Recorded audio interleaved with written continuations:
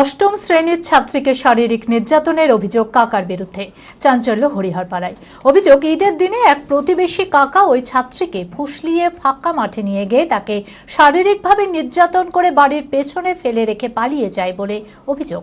জানাজানি হতেই বাড়ির লোকেরা ওই ব্যক্তির বিরুদ্ধে থানায় লিখিত অভিযোগ জানায়। ঘটনার পর পুলিশ অভিযুক্তের খোঁজে তল্লাশি শুরু করেছে। মানসিক স্বাস্থ্যের জন্য সবার আগে যে নামটি মনে ভেসে ওঠে, সুস্থ মনের ঠিকানা মনোবীক্ষণ। যোগাযোগ নাম্বার 7477799513। অষ্টম শ্রেণীর ছাত্রীকে শারীরিক নির্যাতনের ঘটনায় চাঞ্চল্য ছড়িয়েছে হরিহরপাড়া এলাকায়। অভিযোগ, ঈদের দিনে প্রতিবেশী এক কাকা অষ্টম শ্রেণীর ওই ছাত্রীকে ফুসলিয়ে ফাঁকা মাঠে একটি বাগানে নিয়ে গিয়ে তাকে শারীরিকভাবে নির্যাতন করে বাড়ির পেছনে ফেলে রেখে পালিয়ে যায়। ঘটনার খবর জানাজানি হতেই পরিবারের লোকেরা থানায় গিয়ে ওই ব্যক্তির নামে লিখিত অভিযোগ দায়ের করেন।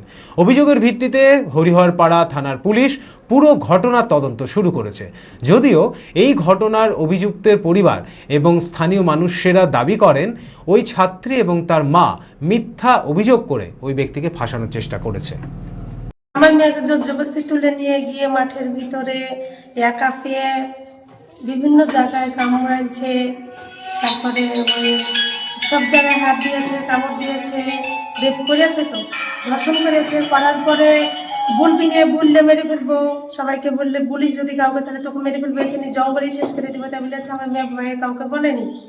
হ্যাঁ, হুসলে ডেকে নিয়ে গেছে যে তোর মা ডাকছে, তোর মা আমার সঙ্গে যেতে বুঝলো দিচ্ছ।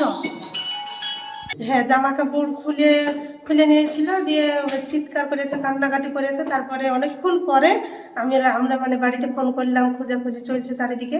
তখন অনেকক্ষণ পরে বাড়ির পিছনে নামিতে পালিয়েছে। আমি আমার ফেভারিট, আমার মতো আর কেউ। চঞ্চলতা তার কথায় কথায় জীবনে মিশে রঙ ভরায়, চুপি সারে মনে সে সাদে সবাইকে পাগল করে। আমারই মতো আমার নিচের পতাকা। पता का चा गजब का शाद।